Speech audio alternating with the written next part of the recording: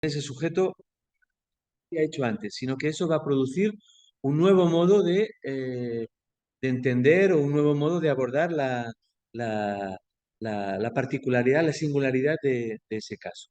Cuando una reunión de equipo produce ese elemento nuevo, al modo casi de un chiste, significa que hay algo del sujeto que ha pasado más allá de él.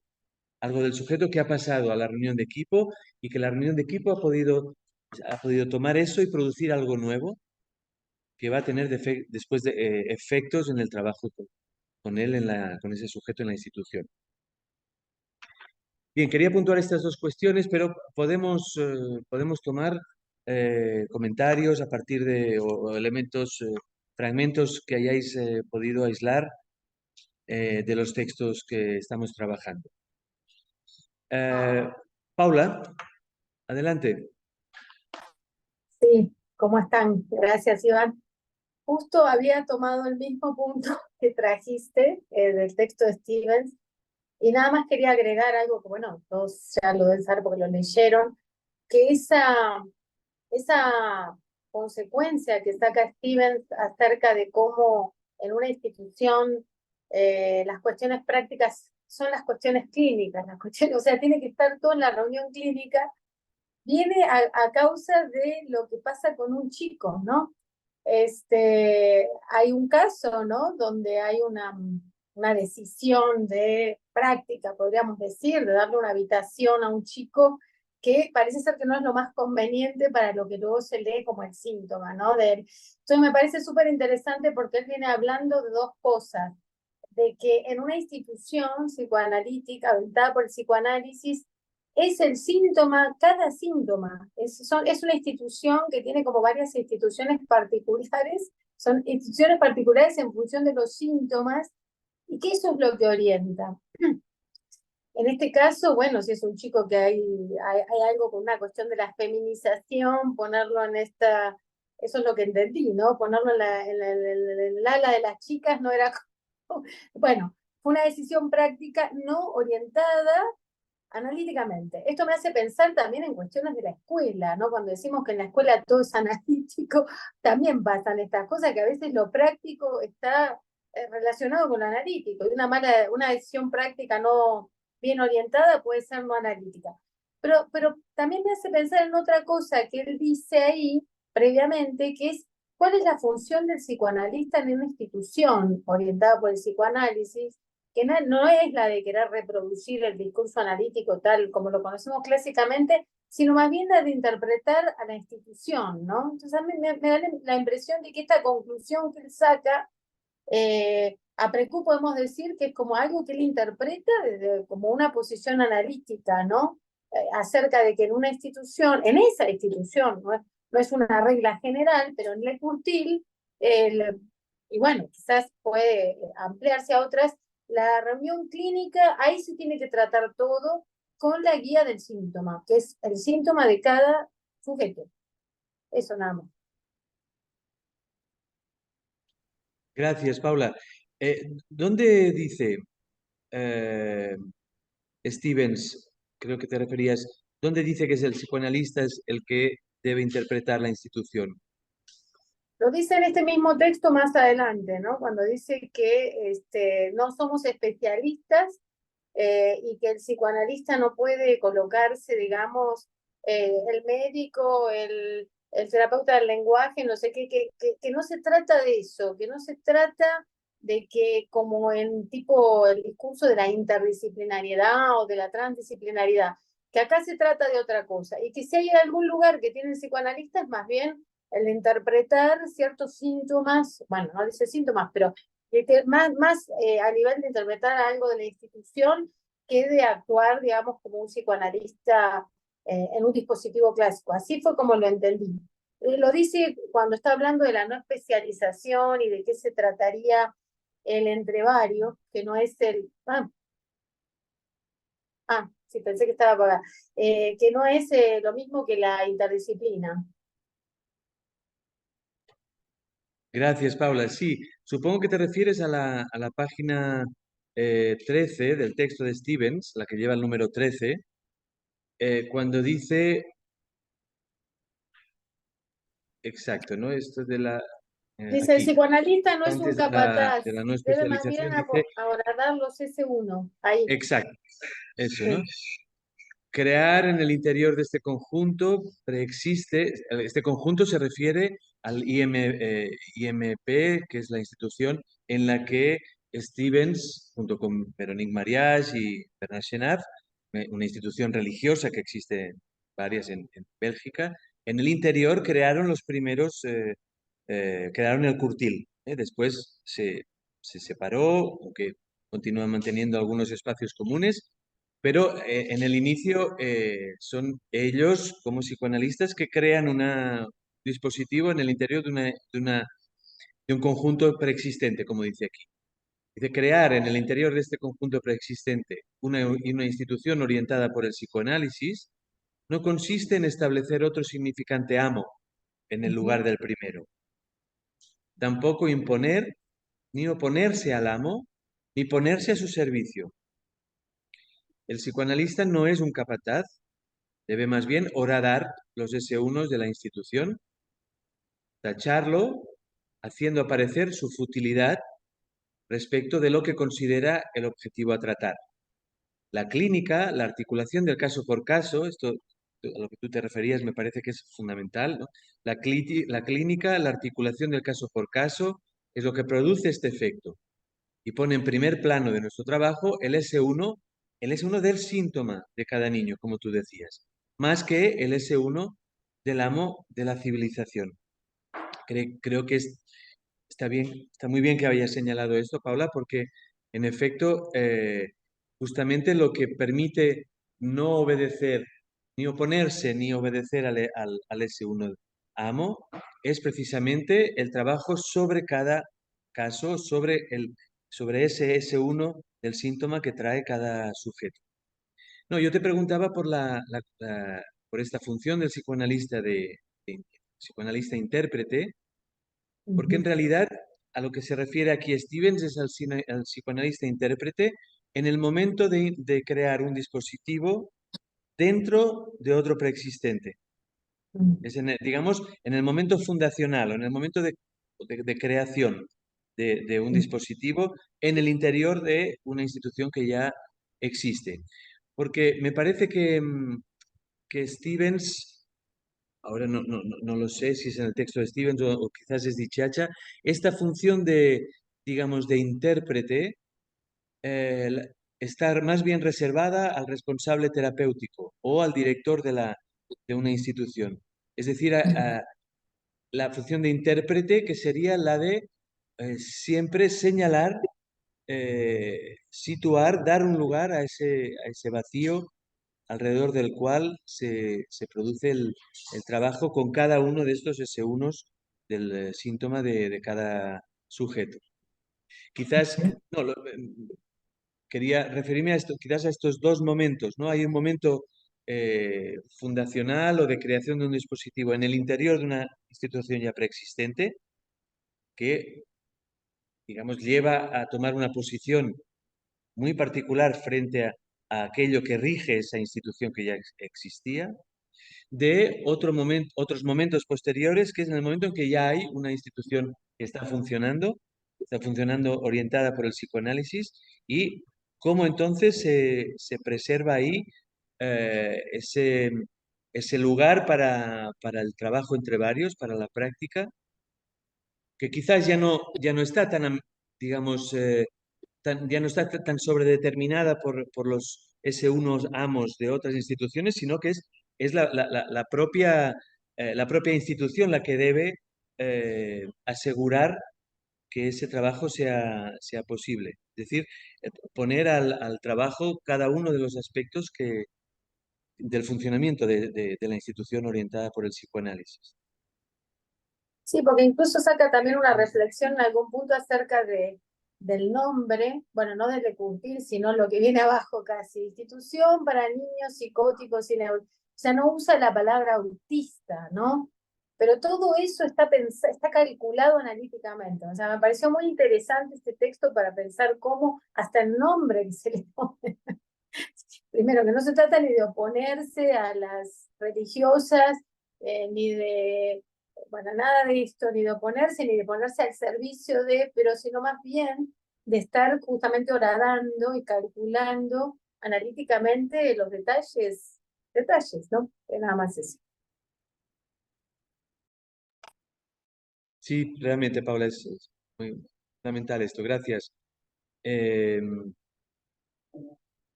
Jensi Calderón, Es que pensando en eso me encontré en la página anterior, en la 12 creo que lo entendí de esta manera y eso que están diciendo. En la página 12 bueno, lo entendí así, verás. Es como que este horadar, es como que este agujerear es necesario porque como que lo que persiguen es como orientarse por la serie de arreglos que tienen los sujetos allí. Si se llegaran a instalar esos arreglos, como que se crea un modelo y no les interesa que la institución se convierta en un modelo en el que, esto funcionó, entonces lo repetimos con todos los autistas. Me parece que a eso hace referencia con esa interpretación precisa de la experiencia. De hecho, ahí sitúa un poco a ver, es preciso muy a menudo con el saber hacer psicoanalítico y contacto horadar la institución, es decir, ponerla del lado de no saber. Saben que Jacques Lacan daba como tarea a los AE el ser analistas de la escuela, es decir, interpretar la experiencia. Salvando las distancias, se puede decir que un psicoanalista en una institución debe tener este mismo trabajo. Esto lo dice con dos puntos, o sea, es importante. Interpretar la experiencia de la institución. Se necesita, pues, reinventar continuamente su manera de operar. Entonces, lo leo ahí como este agujerear es como que estar al tanto de las invenciones y estar al tanto como de los arreglos que suscita, digamos, lo que ocurre en la institución, pero no hacerlos modelo. Eso es como la advertencia que hace. Por eso se interpreta la experiencia de la institución, no se interpreta a la persona. Entonces, me parece que eso lo entendí así, pues. muchas gracias, Jensi. Es muy, muy preciso este punto. Eh, ¿alguna- ¿Alguien más quiere intervenir sobre esta cuestión de la orientación de la institución por el psicoanálisis, la cuestión del equipo?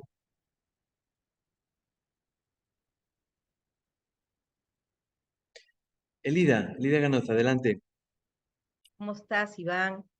Aprovecho para felicitar a la iniciativa Borde Medellín por esta buenísima y interesante trabajo que están desplegando en estos días y que nos alienta a seguir trabajando, ¿no? Y como que se conectan los deseos, así como se conectan entre los intervinientes, como lo has planteado y lo han planteado también las preguntas de cada uno, y que realmente también se ve el movimiento que lleva hacia estas iniciativas borde. Creo que lo que estás planteando del equipo es algo que se tiene que encarnar, ¿no? Y se tiene que asumir con una posición ética. Creo que eso es algo que Dichacha y Virginio Bayo lo han propuesto, ¿no? Esa posición ética de destituirse de la humildad, de que destituirse en el sentido de que hacer serie con los otros, y esto que tú estás hablando del equipo que trabaja con un caso y que es la clínica lo que se trabaja, y ahí es donde se ve caso por caso. Y en el caso por caso, y eso es lo que orienta a todo el equipo, ¿no? No es la intervención de uno o la intervención del otro o la transferencia con un niño o con un adolescente, podríamos plantearlo, sino es el trabajo que se hace entre todos y que como que se llega a una yo me lo imagino, porque no he estado presente en ninguna de estas, de una reunión de equipo, que sería fenomenal estar ahí presente en un trabajo que ya está articulado, donde el que se plantee una disyuntiva, una interrogante o un acto que se hizo en un momento determinado de un interviniente con un sujeto autista, luego pueda ser trabajado entre todos y ver qué solución, qué salida se les da a eso, y que sea algo que todos asuman para luego que si se encuentren con ese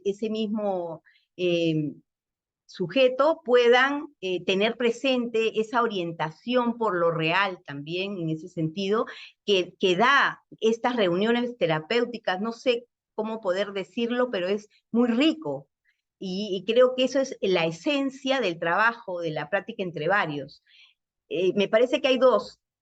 Esta, que es la reunión de equipo, donde se ven y se analizan los casos, la forma de trabajar con ellos en las siguientes talleres o actividades, y lo otro también es la posición que tiene un interviniente de no creérsela, de no infatuarse, de no creer que es con él y él solo con el niño o el sujeto que tiene, con el que tiene que intervenir, sino que es parte de todo un engranaje y de un deseo que hace serie.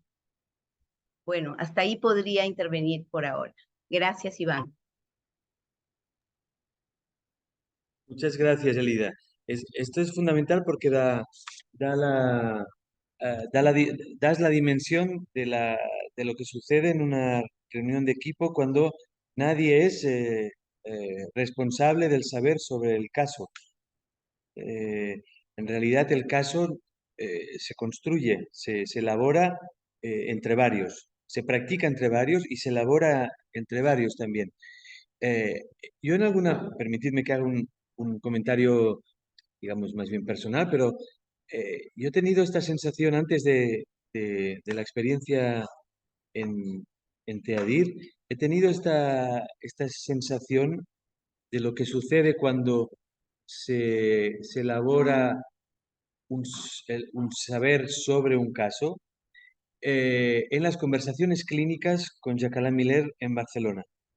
Durante los años en que Jacqueline Miller estuvo viniendo a Barcelona cada año a trabajar algunos casos presentados por un colega y se conversaba sobre ellos y cómo Jacqueline Miller tenía esta capacidad de hacer resaltar los elementos del propio caso a partir de lo que venía escrito por el analista que llevaba el caso, pero también a partir de los elementos que surgían en la discusión.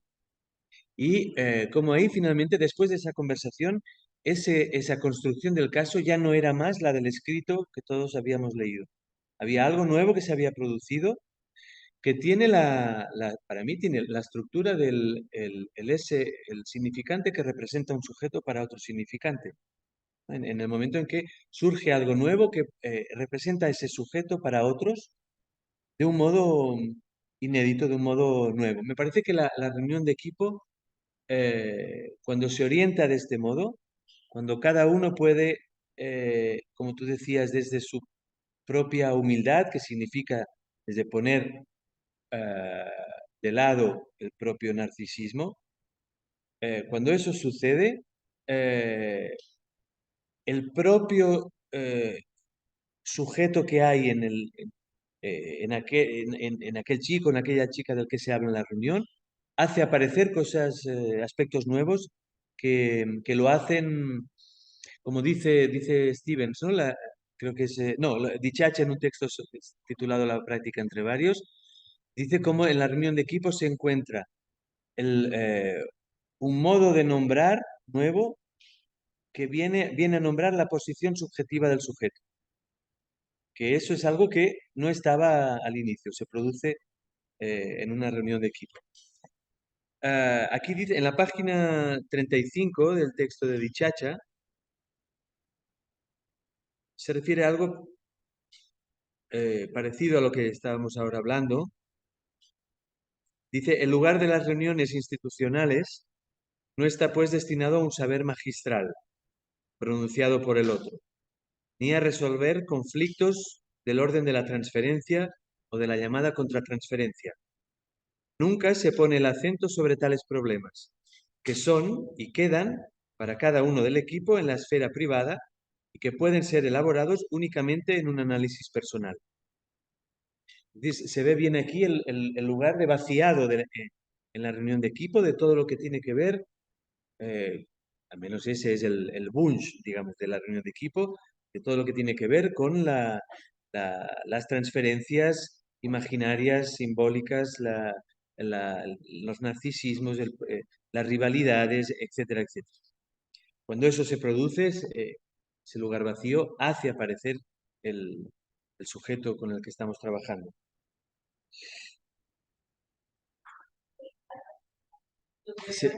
¿Se oye, se escucha bien? ¿A Beatriz? Sí.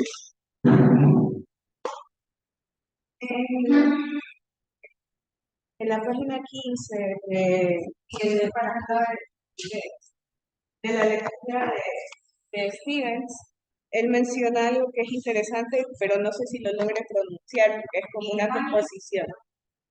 15, desespecializante.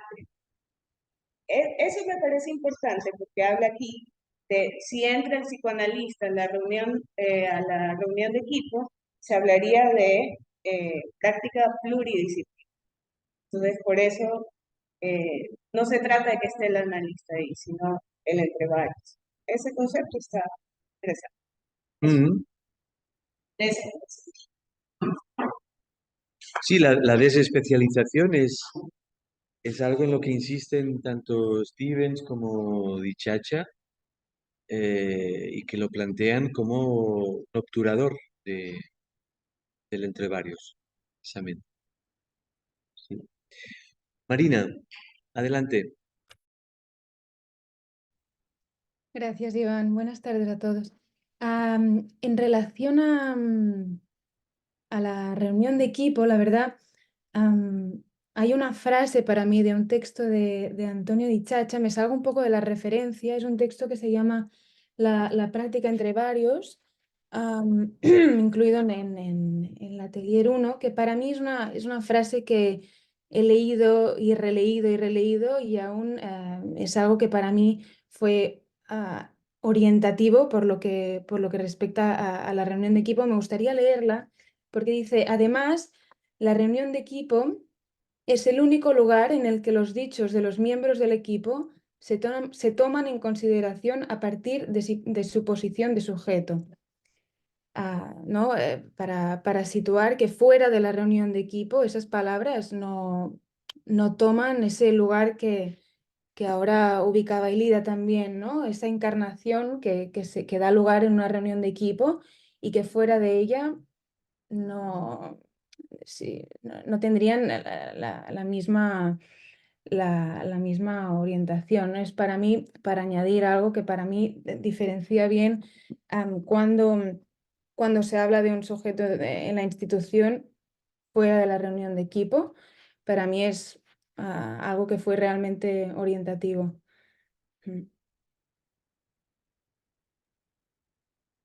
Gracias, Marina. Sí, es un texto este al que se refiere Marina, es un texto fundamental. Fue publicado por Dichacha, creo que es el último texto que Dichacha escribió sobre la práctica entre varios. Él dejó su trabajo institucional en la Antena después de muchos años. Y este texto es un texto fundamental porque es de algún modo la- la precipitación de todo saber obtenido por él después de tantos años y que tiene una formalización muy especial. No lo incluí en esta bibliografía para no extendernos, pero esto que trae Marina, ¿no? De cómo los dichos toman una importancia fundamental y exclusiva en las reuniones de equipo. Creo que esto es algo para pensar bien, para elaborar de qué se trata, porque cuando Dichacha dice esto, a continuación alerta de las consecuencias de llevar lo que debería pasar por la reunión de equipo, de llevarlo por otros lugares, en los pasillos, dice él, sin que eso pase por la reunión de equipo. Y dice de una manera muy clara que todo aquello que no pasa todos aquellos comentarios que no pasan por la reunión de equipo están al servicio de la pulsión de muerte. Es muy fuerte, al servicio de la pulsión de muerte del equipo. ¿no? Ahí hay el acento está exclusivamente puesto en el equipo, en una institución, no en los sujetos con los que se trabaja en esa institución, ¿no? Entonces, bien, agradezco, Marina, que hayas traído esto porque de algún modo amplía lo que Dichacha o Stevens, lo que podemos tomar de Dichacha y Steven en estos dos textos que estaban en la bibliografía. Gracias. Viviana, adelante. Sí, yo quería agregar también por lo menos un comentario sobre mi experiencia en el trabajo en las reuniones de clínicas y que también lo que yo noté es que es el efecto donde cada interviniente tiene la posibilidad de escucharse cómo escucha el caso. Es decir, hay como un efecto no solo de esa circulación, digamos, de el sujeto sobre el cual se habla, sino que también en tanto analizantes, los intervinientes, como que les resuena, como cuando uno va a un control, digamos, ¿no? Como que hay algo de la propia posición o del acto propio que resuena en lo que cada interviniente expone. Y eso me parece muy particular de las reuniones clínicas psicoanalíticas, porque, digamos, en otras instituciones hay estas supervisiones grupales, ¿no? Como que se llaman de otra manera, pero me parece que ese efecto, digamos, de la propia división de cada interviniente, eso es muy propio de lo que estamos trabajando de las instituciones orientadas por el psicoanálisis.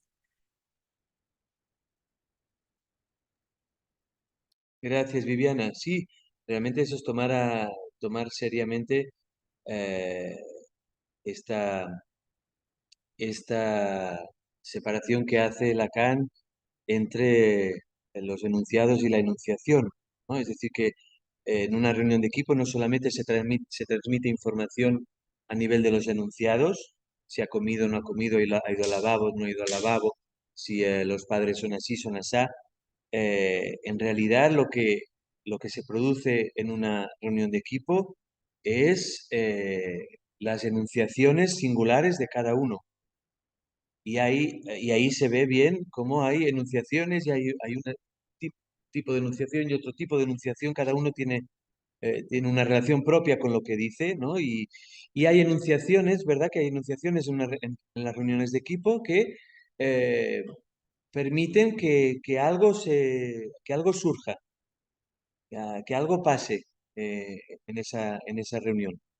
Y ahí me parece que lo que tú dices ahora me parece que no es exclusivo de la práctica entre varios. Creo que cualquier institución que se oriente por el psicoanálisis debe tomar seriamente la- el estilo propio de cada uno, que es el estilo que está muy cerca de la relación con la propia enunciación también de cada sujeto.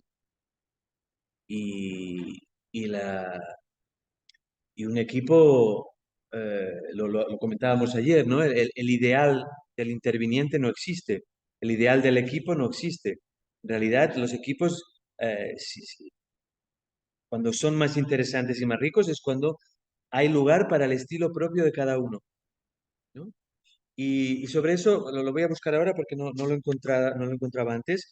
Hay un lugar en el texto de Dichacha donde se refiere justamente al respeto que en un equipo debe existir entre cómo cada uno de los miembros del equipo opera o interviene, ¿no? Ahora lo buscaré. Si alguien lo sabe dónde está.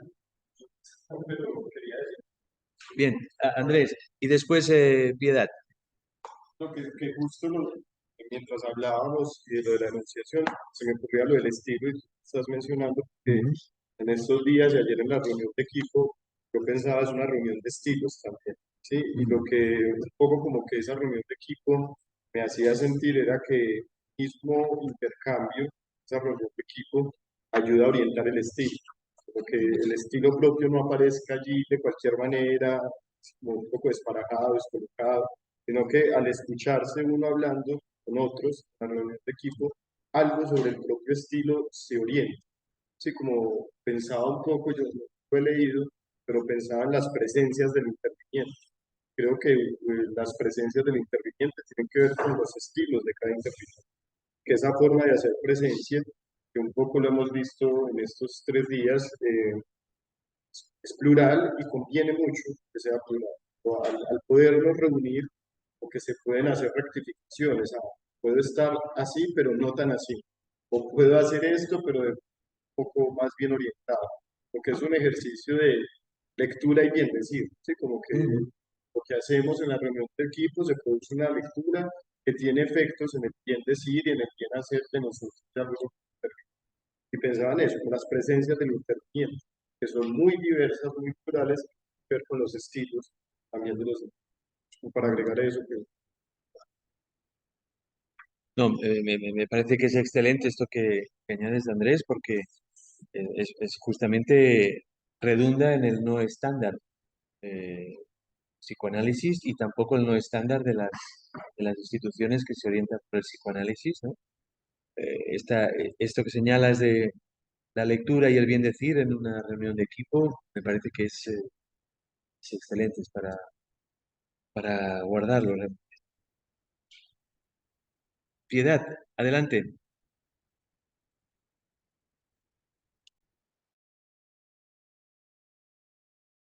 Tienes el micro apagado, Piedad.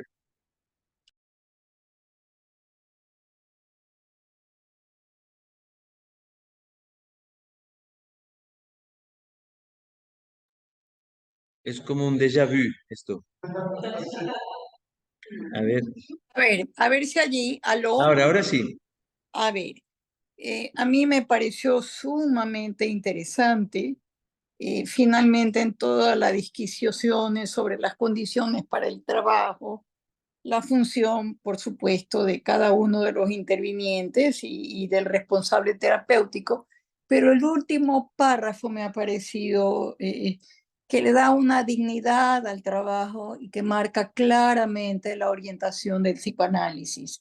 Y es cuando él dice, se trata, por lo tanto, de ofrecer al niño autista una posibilidad de que siga los meandros de la estructura con el fin de que pueda inscribirse como cualquier sujeto con un rasgo propio en el vínculo social.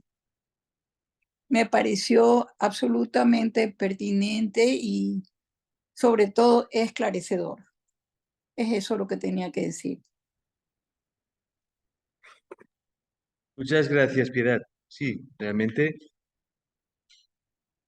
se necesita una estructura realmente muy compleja y el discurso analítico para que eso pueda ser posible. Si no es así, eh, justamente cualquier otro discurso viene al dominio del sujeto y por tanto a impedir este punto que tú de radicalidad subjetiva en el vínculo con el otro, ¿no?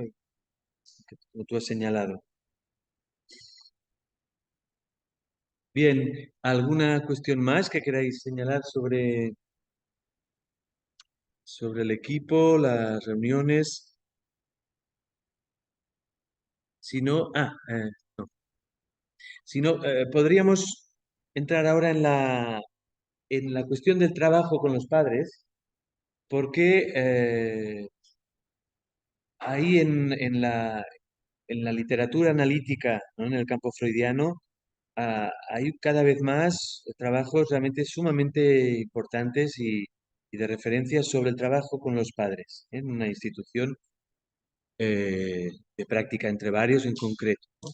Realmente, quizás seguramente muchos lo conocéis, algunos de estos textos. Está el texto de Bruno de Aleu, No sin los padres, que hace continuidad con también otro texto de Virginio Bayo sobre el trabajo con los padres. Y en estos dos textos, el de Dichacha y el de Stevens, tenemos algunos señalamientos muy, muy importantes en este sentido, ¿no? En la primera el lunes, en la primera sesión del seminario, rescaté este punto de la importancia de introducir un velo entre sujeto, el niño y sus padres.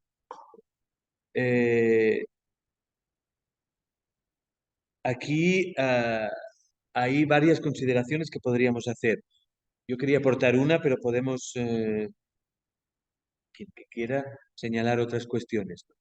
Me parece que en una institución de práctica entre varios,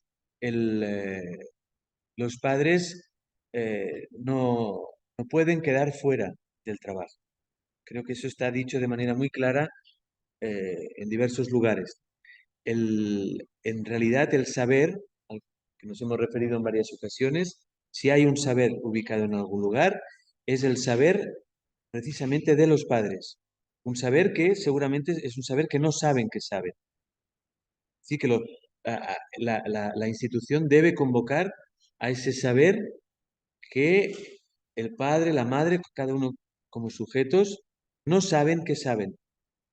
Y eso cuando puede, eh, cuando puede aparecer en una reunión con unos padres, eso toma una dignidad a la posición de sujeto, tanto del padre como de la madre, en relación a la dificultad mayor del hijo, que hay un antes y un después también. Eh, Vamos a elaborar, por supuesto, la experiencia que hemos tenido tanto el lunes, el martes, como esta mañana, en esta experiencia de Borde Medellín. Ah, hay mucho trabajo por hacer de elaboración y de transmisión, pero me aventuraría a decir eh, a, a uno de los efectos que para mí ha sido más enseñante en estos 2 días y medio. Desde el primer día en que algunos padres los escuchamos decir que estaban muy interesados en venir, en que trabajásemos en estos 2 días con sus hijos, pero que tenían mucho temor en que no fuera posible porque o bien un chico pegaba y era muy difícil el trabajo con él cuando aparecía el momento de crisis y de golpe hacia el otro o hacia sí mismo. Otros padres que decían que no podría quedarse solo porque siempre ha estado con la madre, con quien está durante el día y con quien duerme, y que no podría trabajarse seguramente nada, que ella pedía estar allí, pedía estar con nosotros en el equipo para que este niño pudiera quedarse. O otra madre que explicaba cómo sus hijos, la única manera de estar era pegados al celular, eh, y que no había posibilidad si no era así, y que preguntaban si podían venir con el celular a esta experiencia de taller con nosotros. Bien, en cada uno de estos 3 casos que he mencionado, hemos visto la gran sorpresa para nosotros de encontrarnos con que el primero de estos chicos en ningún momento apareció el golpe, ni la crisis, ni el momento de angustia. En el segundo caso, hemos visto cómo este niño podía separarse perfectamente de la madre para poder hacer cosas quizás nuevas que no había hecho hasta ahora. Y en el tercer caso, de esta madre con estos 2 hijos que no pueden separarse del celular, como justamente esta mañana hemos estado corriendo por el patio del colegio en el que estamos algunos estamos un poco exhaustos de tanto correr, pero corríamos los niños detrás del móvil que sostenía el adulto, que iba corriendo por todo el patio, y los niños detrás, no interesados en recuperar el celular, sino interesados en correr detrás del adulto, con una expresión de júbilo y de satisfacción, hasta el punto de que pasó la madre por en medio para ir a reunirse con el director de esta experiencia, por de Medellín, y un niño la vio y siguió con sus cosas. Cuando son 2 hermanos que están pegados entre ellos y pegados a la madre. Bien, solamente por poner algunos ejemplos, pero se demuestra una vez más qué tipo de inclusión de los padres en el trabajo institucional de práctica entre varios. Y quizás, bueno, lanzo la pregunta si podemos considerar que los padres hay que incluirlos de algún modo en este entre varios que mencionamos así. Y si es así, ¿de qué modo? Bueno, para abrir un poco la cuestión.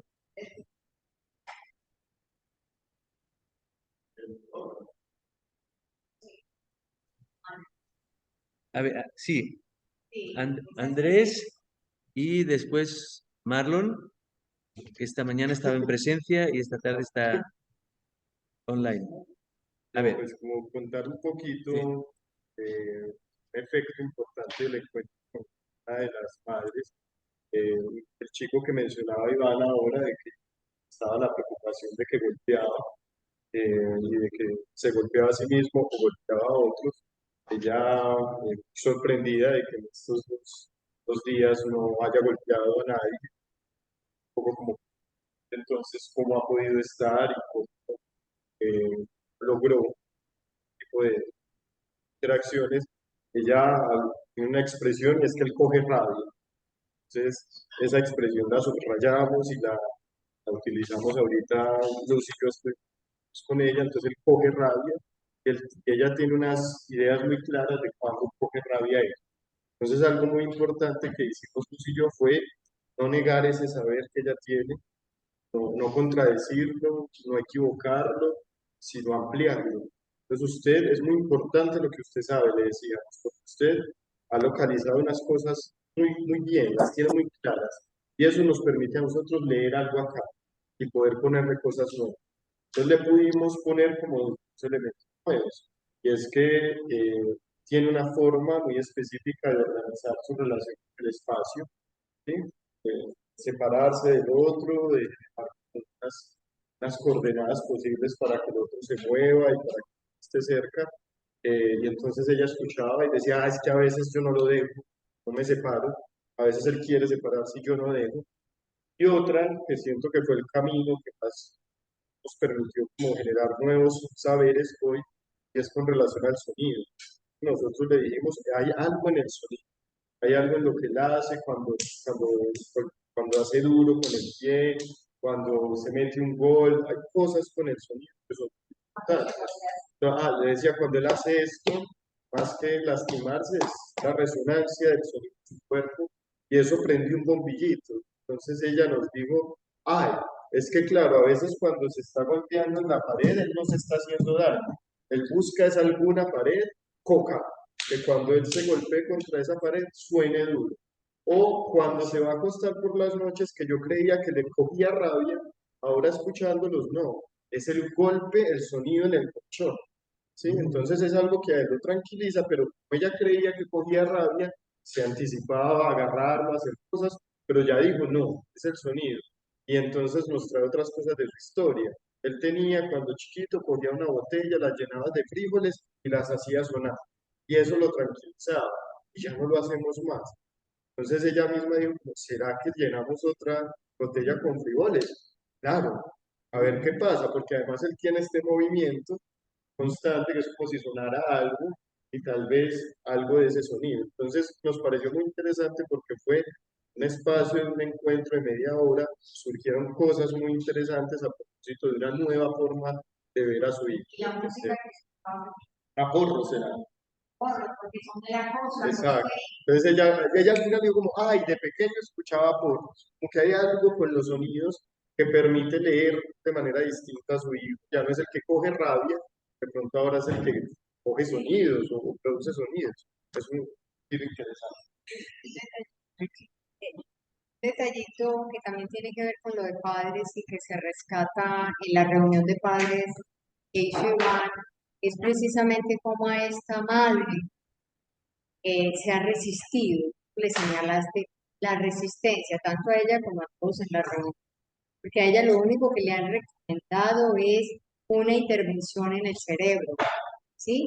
Y una neurocirugía, y a ella que hay algo que no la ha dejado, entonces cómo le señala la resistencia que ella ha tenido, viaja desde muy lejos para acá, y cómo ella va encontrando de lunes a hoy como algo que le ha permitido a ella se le devuelva, sí se le puede leer, eso que dices, acompañar a leer algo más que ellos no saben que saben, de dichaza o algo, pero parece que es eso.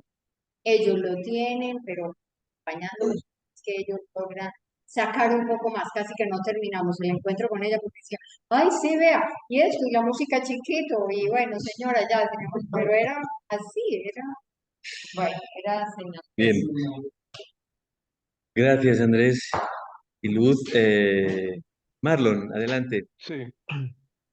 Eh, quería pensar un poco en la expresión que dijo Iván ahora en relación a si hay algún tipo de saber, es de ubicarse del lado de los padres.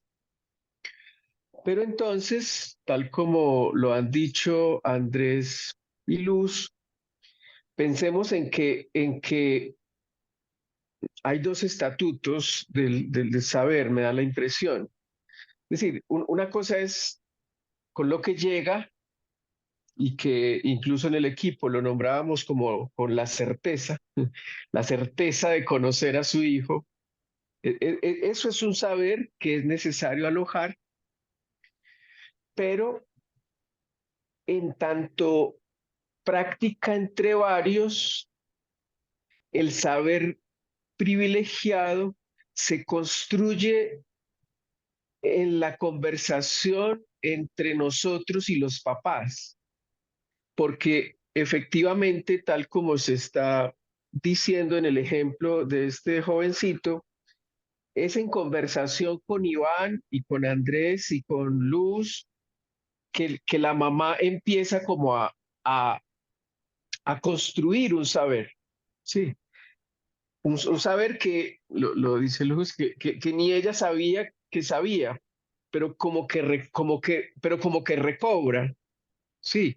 Entonces, yo quería simplemente señalar como que hay dos estatutos de lo que traen los papás. Una cosa suele ser la certeza inicial y otra cosa que me parece que es de privilegiar es el saber que se produce en la conversación con los intervinientes, entre los papás y los intervinientes. Ahí se produce incluso algo nuevo que ni nosotros mismos sabíamos. No es que nosotros le dijimos a ella en relación al sonido, sino que es en el encuentro con el muchacho, por un lado, y en el encuentro con la mamá, se le va dando configuración a ese saber, entre varios precisamente. Eso era lo que quería anotar. Gracias, Marlon.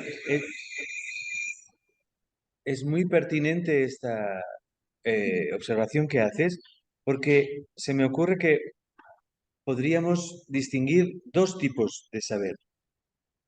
Está, por un lado, el saber del otro, que es el saber que traen los padres sobre su hijo, quizás un saber ya previo, dependiendo de muchos factores, y un saber que se construye en el encuentro en la institución. Y hay otro saber, que es el saber, diría yo, el saber sobre el uno del caso.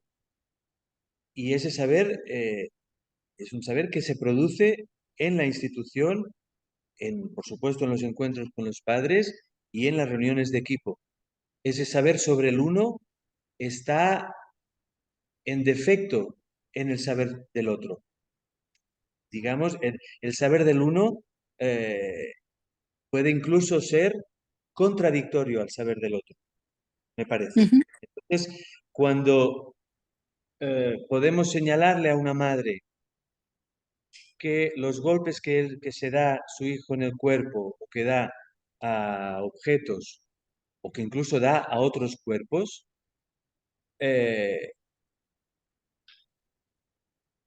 ahí hay digamos, hay dos cuestiones a tener en cuenta. Una es qué idea o qué saber o qué certeza tiene esa madre sobre esos golpes, pero también está precisamente lo que se produce en la institución, que es un saber que no es del otro, es del uno, es decir, en este caso, del impacto del significante sobre el cuerpo del sujeto, sobre el uno. Ajá, Este uno que itera en el cuerpo del autista, ¿no? así. Para este saber sobre el uno se requiere la institución. Sí. Porque muchas veces lo que encontramos es que los padres, este saber sobre el uno son casi de algún modo por estructura refractarios a él. Los padres lo que buscan normalmente es encontrar un S2 al S1 que plantea su hijo. Es decir, un S2 que dé sentido a lo que hace su hijo. Y a veces ese S2 que dé sentido a lo que hace su hijo impide el trabajo sobre el uno, porque este S2 proviene del otro, no proviene del ser hablante, como diríamos, ¿no? Del parler, como diría Lacan. Entonces, en una práctica entre varios, nos interesa, por supuesto, el saber que traen los padres, lo sepan o no lo sepan, que lo saben. Pero fundamentalmente nos interesa encontrar dónde está el parletre, en qué lugar está el uno de ese ser hablante que nosotros recibimos. Y será el uno que será el uno que surge del impacto del significante sobre el cuerpo, haya o no haya uso de la palabra, Ujú, ese sujeto. Es ujú. lo que se me ocurre a lo que planteas, porque es verdad esta eh, esta problematización del saber. Creo que es muy importante esto que introduces. Habían pedido la palabra María, Pilar Cuellar y Piedad y Jensi también.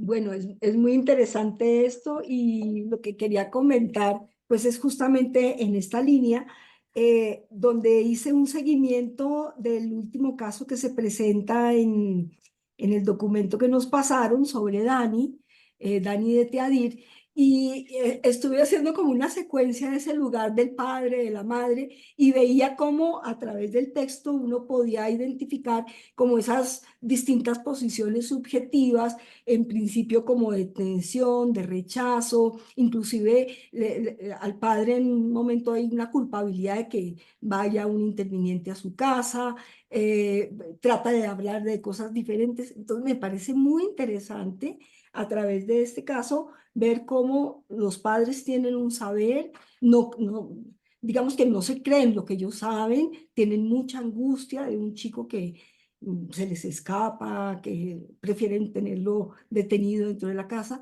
pero como a través del ejercicio de la institución y siempre van a volver nuevamente allí porque algo encuentran, algo que les aloja a ellos también.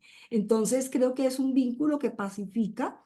Y inclusive cuando los invitan a hablar, ellos sienten que es la primera institución que los invita a hablar, o sea, nunca había pasado eso. Entonces, creo que a través, y creo que pues antes de que termináramos la sesión de hoy, quería pues invitar a que trabajemos este texto, este último texto, porque me parece que logra poner en acto, en lugar muchas de las cosas que hemos hablado, de la reunión de equipo, del papel de los intervinientes, de la escucha, ¿no? Y en este caso, pues creo que es un relato donde los padres se van apaciguando en este ejercicio. Bueno, era algo así. Gracias, Pilar. Sí, por supuesto podemos tomar este ejemplo, este trabajo, y ver bien a partir de la lectura que cada uno haya hecho, eh, cómo entender lo que se ha producido en estos padres, que es lo que ha permitido un trabajo con el sujeto en la institución, ¿no? En TEADIR. Tomamos las palabras de Piedad y de Jensi. Sí, ¿se me escucha? ¿Se escucha?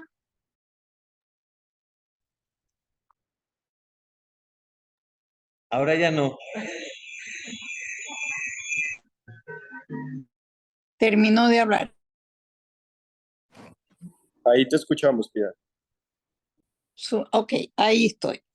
Me parece que en el mismo texto de Dichacha, una práctica al revés, dice que el objetivo de volver a los padres es el de desplazar a los padres de los niños autistas de una posición en la que ellos mismos estaban abandonados a merced del real, hacia otra posición cargada de sentido y de la que por fin ellos detentan las claves. Se los invita entonces a ofrecer su saber. Entonces, me salta una frase, dice, ellos tomarán una posición como sujetos, ofreciendo finalmente también a su hijo una posición de sujeto del inconsciente. Me parece que las 3 primeras intervenciones que hicieron ahora apuntaban a este pedazo que Dichacha hace mención en este texto. ¿Ya? Es decir, hay en ese sentido un reconocimiento de llámese el autista, a este hijo que puede querer decir otra cosa, ¿ya? Y me parece eso, voy a decir una palabra, a lo mejor no es la que... Me parece muy tierno, me parece el volver a encontrar otro modo de asumir a este hijo y otro modo de ser padres. Eso me parece enternecedor y por supuesto muy valioso en este trabajo. Eso quería decir. Gracias, Piedad. Jensi, Jensi Calderón, después Lisbeth. Es que a mí me pasó algo también, entonces, pero este es un colegio, no es como, como una institución como la están presentando. Pero a mí me pasa algo con las familias y es que son las únicas que quieren hablar de su hijo autista en el colegio. Esto es buenísimo para mí. Entonces, pensando en esto, verán, pasa esto y es que la escuela casi no tiene tiempos para poder convocar y los tiempos libres que tiene pues como que no permite este intercambio. Entonces casi que de alguna manera despega de las familias. Pero me ha pasado que, por ejemplo, con un niño que tuve con autismo y traté como de seguir lo que veía que pasaba con él, ah, cuando encontré que la mamá era quien quería más hablar, la única que quería siempre estar hablando de él, pues como que encontramos ahí este punto en común. Y verás que como no hay tiempos, nos inventamos una manera, porque estaba llevando una libreta y lo que hicimos es que la libreta iba y volvía. La libreta es mía, iba a la casa del niño, entonces la mamá miraba, podía leer y podía checar en la libreta como lo que acontecía, entonces dejaba como notitas. Con las notitas está chévere porque de alguna manera precisaba, como si a él le gusta jugar con el agua, en la casa hace esto. Cuando yo hacía anotaciones alrededor de las puertas, también ella ponía como en la casa juega a abrir y cerrar las puertas, le gusta encerrar personas, hace este tipo de cosas. O, por ejemplo, en un momento empezó a utilizar mucho escaleras en medio de los circuitos que elaboraba. Entonces, como que de alguna forma... se sostenía, hay algo que está intentando inventarse y que se inventara en el colegio no quiere decir que solo ocurriera ahí, pero el hecho de que pudiéramos, o a veces inventaba cosas en la casa, y el hecho de que pudiéramos conversarlas hacía que se pudiera sostener el circuito independiente del espacio en donde estaba. Bien sea que ocurriera en la casa y lo podíamos también sostener en el colegio.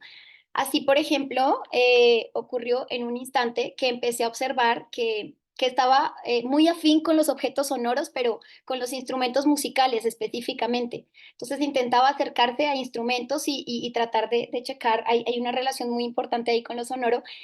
Y verás que cuando le indiqué que estaba sucediendo esto con los instrumentos, me contó que estaba además en un proyecto con su médico, en un proyecto musical que intentaban explorar por ahí a ver qué ocurría.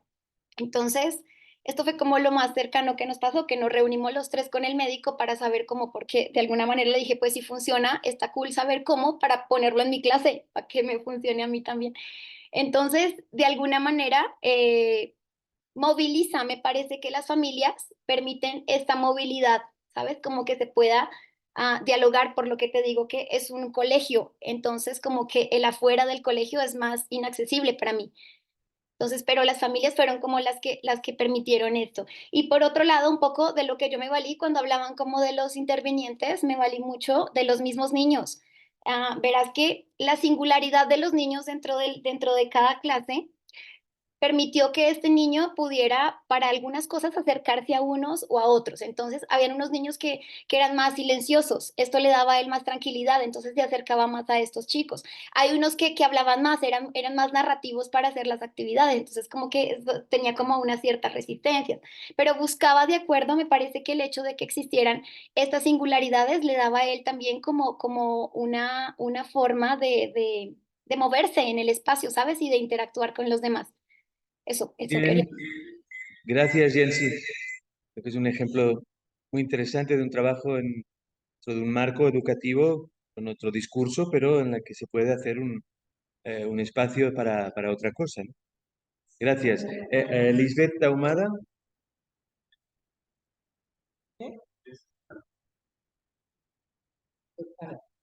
Sí.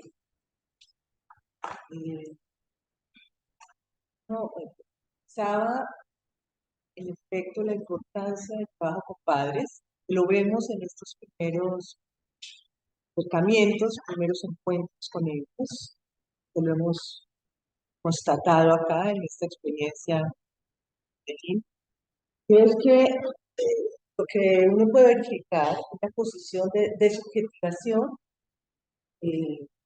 con la que llegan los padres respecto a ese saber del otro médico, del otro científico, donde no les es, en todo caso, no les es invitado a pensar sobre la relación con su hijo, y más bien el saber de los padres, en dato de experiencia, es como un saber en paréntesis, saber no, cada uno validado por el otro, y uno escuchaba, por ejemplo,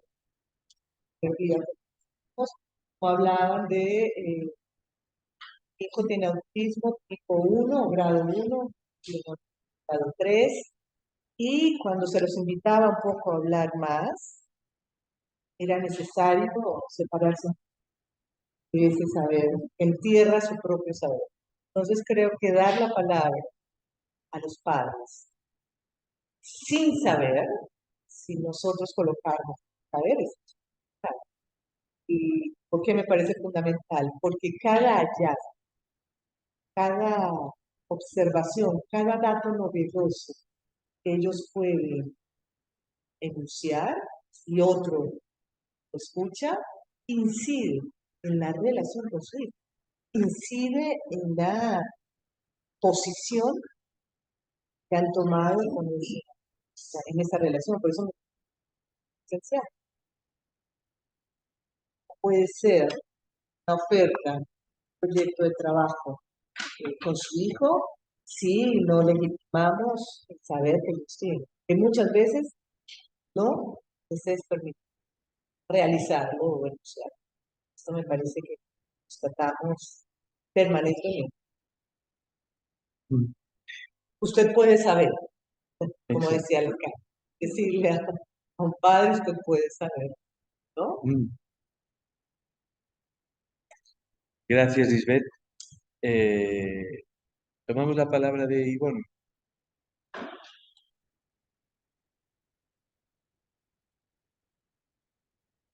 Parece importante que has traído de PS2 al SEO.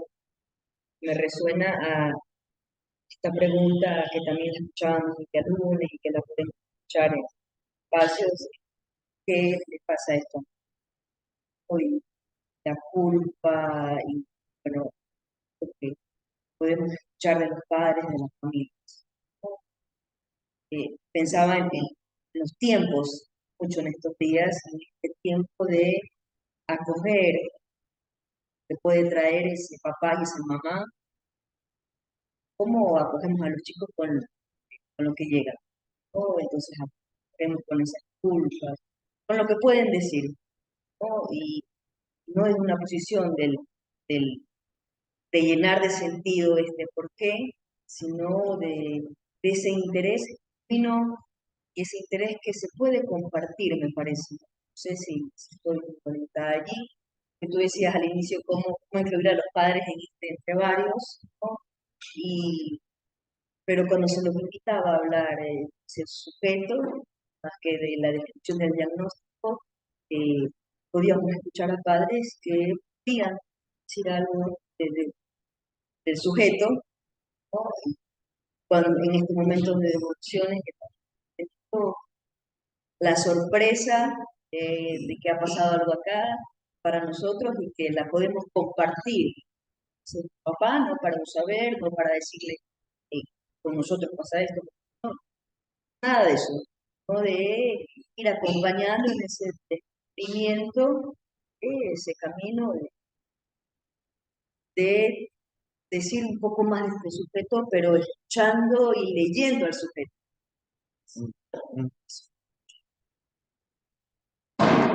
Sí, Miguel, adelante.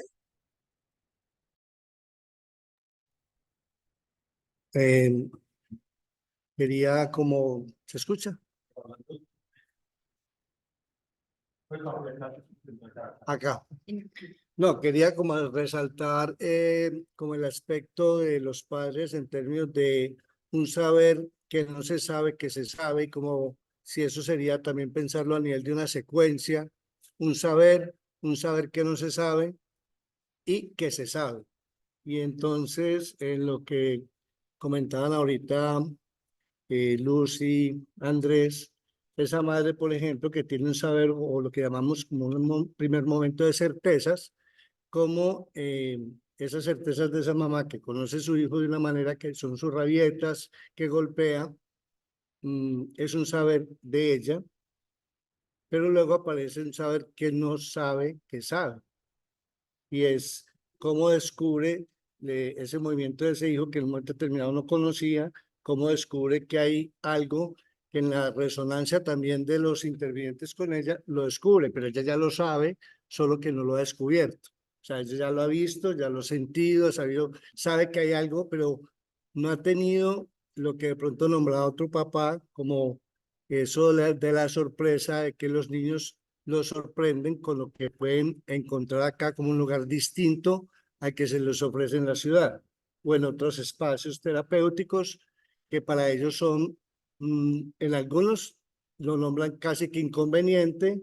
Otro padre nombraba que llega a un sitio y que el niño no quiere entrar a ese sitio, siempre un sitio nuevo, y que el niño sabe que eso es como terapéutico o algo así, y que por ejemplo hoy nos decía, estaba sorprendido porque el niño entró corriendo y que estaba sorprendido porque no sabía por qué lo hacía, que veía que estaba feliz en este lugar. Entonces es como discernir esos tres lugares que creo que lo leí en el texto, no sé la referencia exacta, ese saber que no se sabe que se sabe. Dejo ahí. Gracias, Miguel. Tomamos las palabras de Álvaro y Elida y concluiremos. Adelante, Álvaro. Gracias, Iván.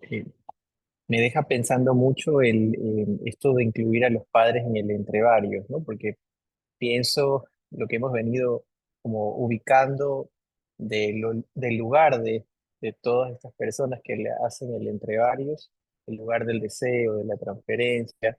Me pone a pensar un poco dentro también de mi práctica y del saber de los padres, eh, cómo mira ese saber a sus hijos, y en algunos casos he podido intervenir dándole una vuelta a ese saber del déficit, no ubicar justamente ese saber del lado de las soluciones singulares del hijo, de lo más vivo de esas soluciones. Y me parece que todos estos puntos que hemos como ubicado entre varios, si pensamos a los padres, incluirlos allí, también es poder pensarlos en relación a este lugar, ¿no? A esto que hemos como venido aprendiendo acá. En todo caso, quería darle como esta puntada a un saber que se le puede dar una vuelta cuando está del lado del déficit. Sí, fundamental, Álvaro, esto. Gracias. Elida, adelante. Bien, miren, en cuanto, Iván, el trabajo con los padres, me parece bien importante que lo hayas casi puesto al final, porque es para que no nos olvidemos del trabajo que se hace con ellos. Sin ellos, como decía Virginio Bayo, no se puede.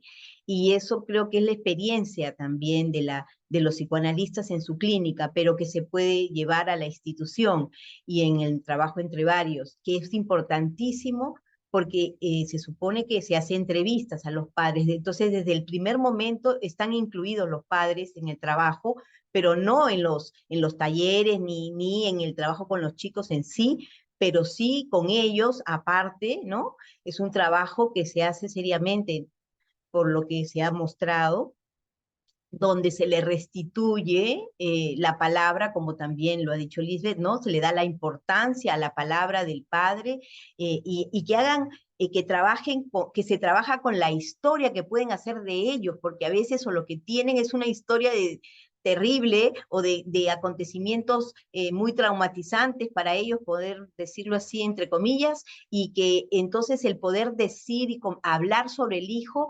les da eso que tú también decías, encontrar, se encuentra en el equipo, de darle la dignidad de sujeto y de un sujeto con una subjetividad que quizás ellos, por tener esas certezas que muchas veces vienen de la medicina y que de alguna forma aseguran el fantasma de los padres, ¿no? Ahí se cuelgan de eso, en realidad restituirle la palabra, incluir el enigma dentro de esa certeza que ellos tienen, eso también hace que ellos puedan moverse de esa posición y poder autorizarse como padres para poder acercarse como partener de sus hijos, ¿no?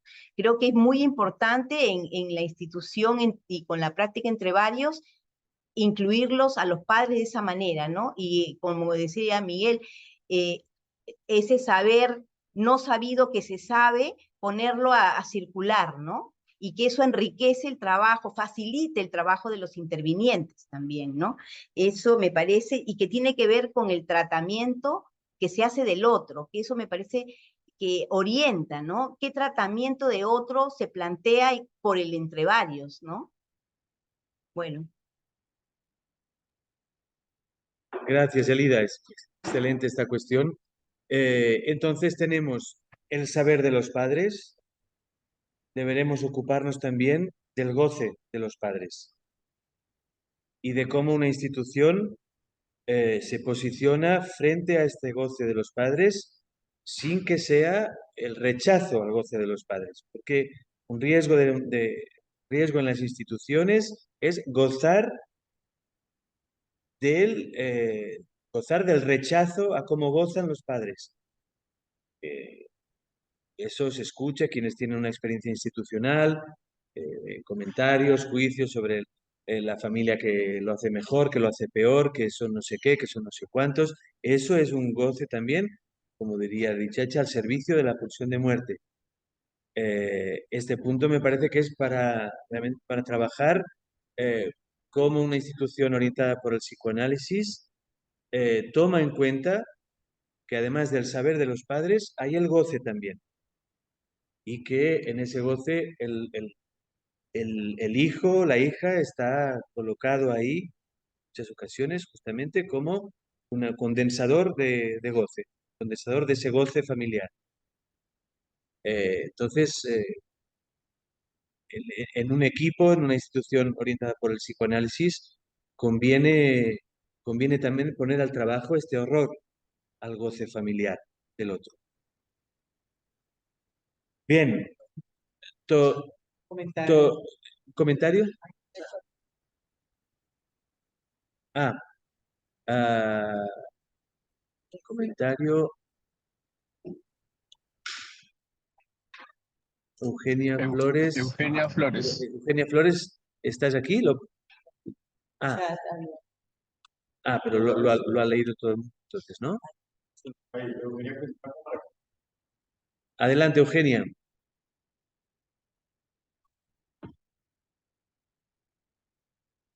Sí. ¿Pues está? Ah, mira.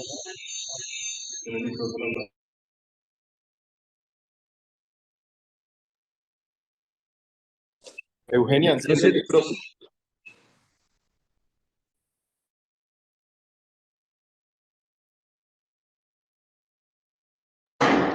no se te oye, Eugenia.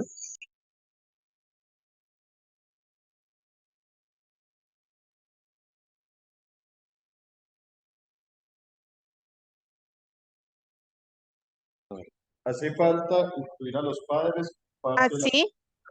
Yo creo que ¿Ahí ya se escucha? lo acabo de recordar. Ahí.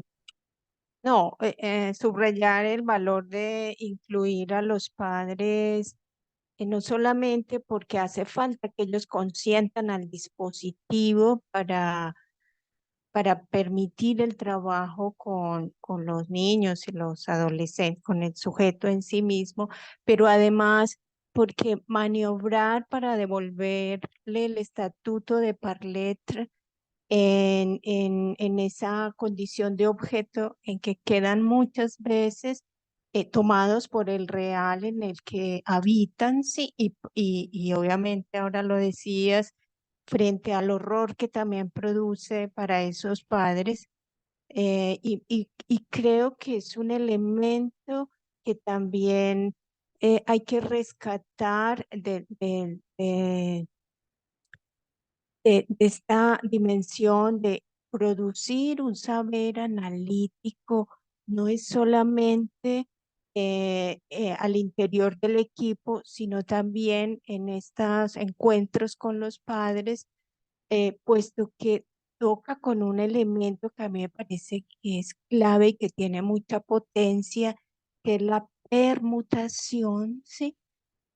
No solamente de los lugares de los intervinientes en el trabajo directo, sino también en esa construcción de un saber analítico que, si bien se deja en suspenso el dispositivo analítico para la práctica entre varios, no las coordenadas que orientan el trabajo analítico. Entonces, vería yo que hay elementos para rescatar. Muchas gracias.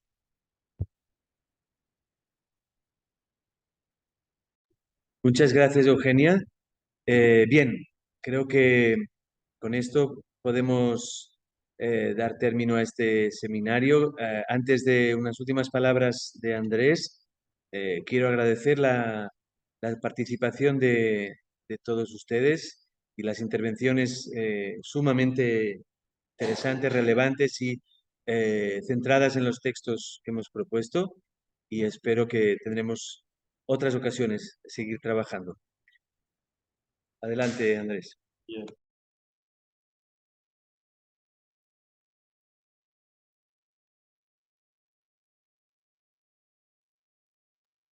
Sí, no, unas palabras para cerrar. En nombre del equipo Borde Medellín, queremos agradecer a Iván por tu presencia, disposición, tu lectura y tu buen decir. Ha sido realmente como una experiencia de fundación y para nosotros ha sido fundamental contar contigo en este espacio.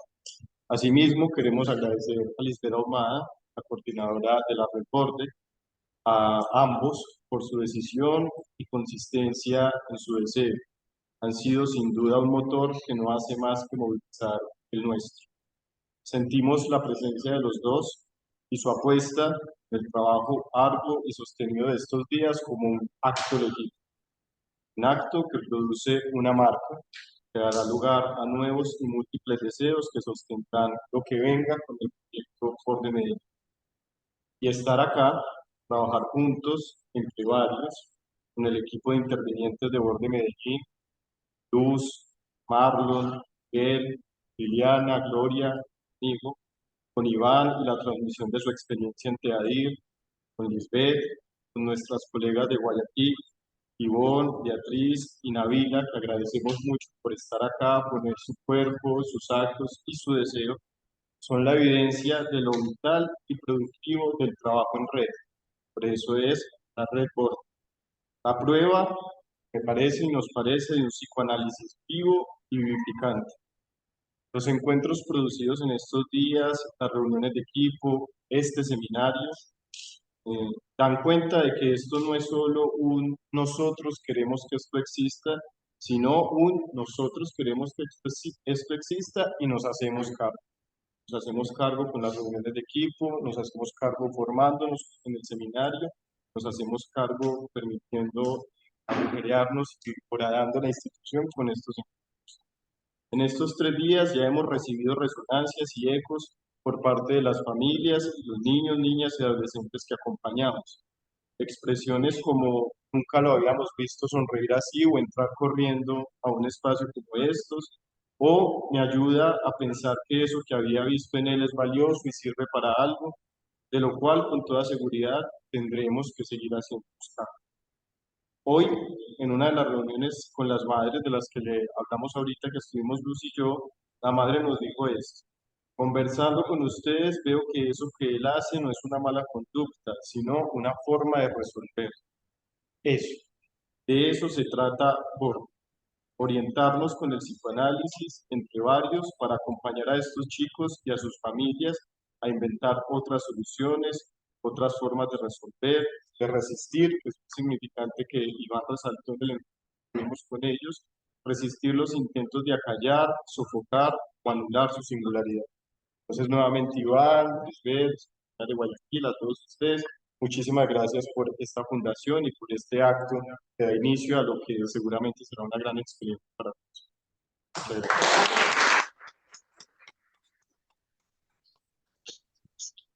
Bravo, bravo, bravo. Felicitaciones. Gracias. Luego. Muchas gracias a todos. Hasta luego. Gracias, Iván. Gracias a todos por estar. Gracias. Gracias. Gracias, muchas gracias.